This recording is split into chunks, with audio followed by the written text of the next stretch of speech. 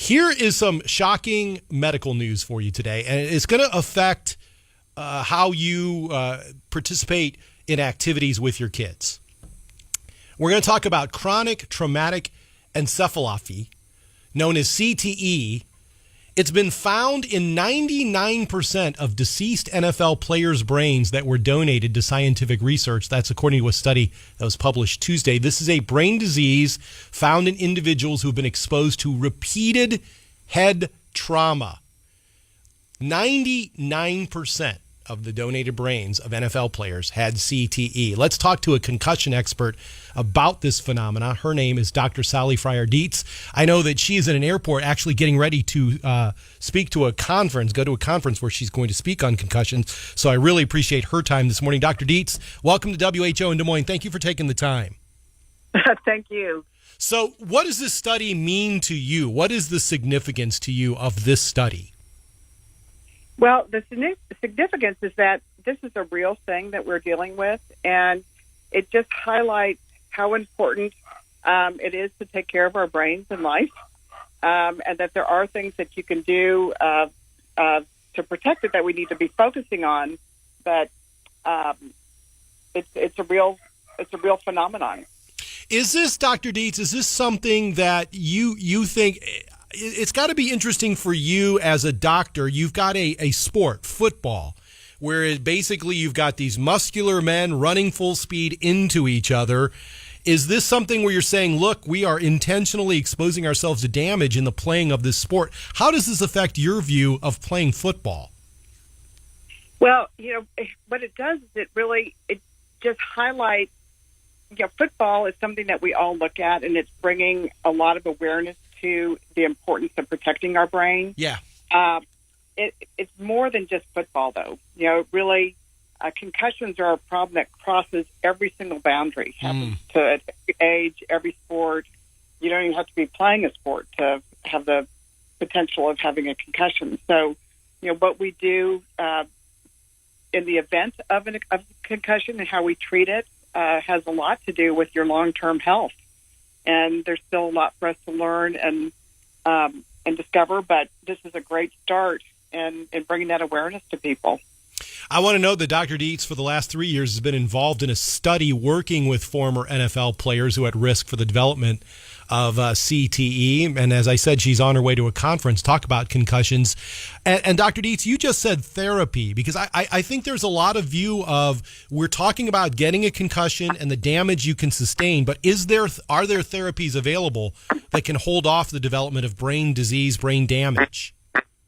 Yeah, actually, there are. We use a combination of therapies. Everybody is different. So with the symptoms that somebody's experiencing can be caused by different things. It could be caused by your inner ear, your vestibular system. It can be caused by your eyes, how your eye vision is matching up with that balance system, and it could be caused from your neck and any kind of instability in the neck. So having therapists who are trained in specifically concussion rehab and vestibular and vision and manual therapies is a big piece in recovery. And getting to the right people is sometimes the greatest challenge.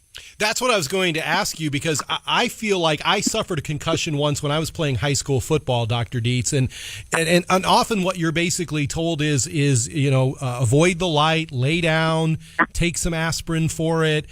Is there not much follow-up these days if you've had a concussion to try to deal with the issues that can stem from having it?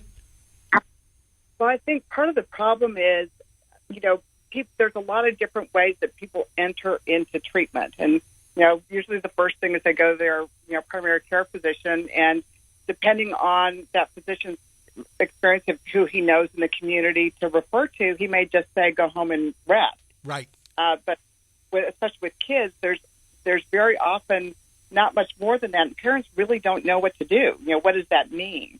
And you can rest too much and have that be just as damaging as not taking that initial 2 to 3 days to do nothing at all. And so finding that just right challenge, it turns out to be a big piece in the recovery process, where you don't want somebody to do too much, but you don't want them to do too little either. Well, that's an interesting point, Dr. Dietz. Can you expand on that a little bit? How can you do too little if you've had a concussion?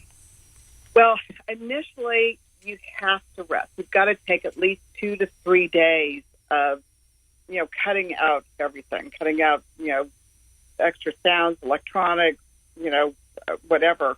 But if somebody's laying in bed for a week or in the dark for a week or for 2 weeks, you can start having complications as a result of that. Think about you get the flu and you're in bed for a couple days, how it takes a while just to kind of get your body back.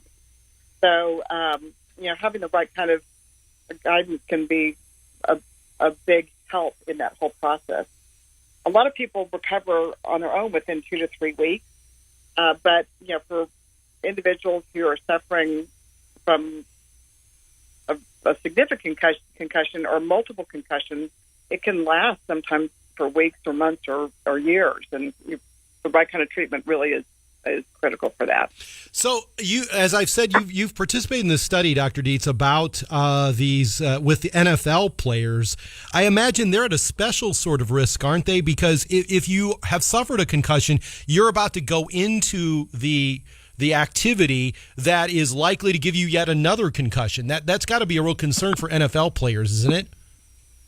Well, yes, and I think that's probably why we're seeing such dramatic changes with these guys, because they are so tough. I mean, they'll get out there and I've worked with players who went into play with broken bones and just played through the game. Yeah. And so if you're continuing to put your body through that kind of abuse and shutting out, not listening, to your body, which is hard to do if you're playing professional football. Right. You got to be out there. You got to get paid. Then there is a risk associated with that.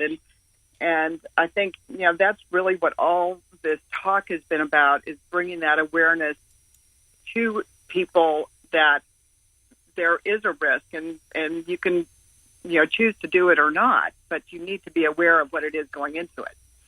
Dr. Sally Fryer-Dietz. Dr. Dietz, I know you're on your way to a conference. Thanks very much for taking the time this morning to talk about this study. Thank you very much. Yep, we'll talk to you soon.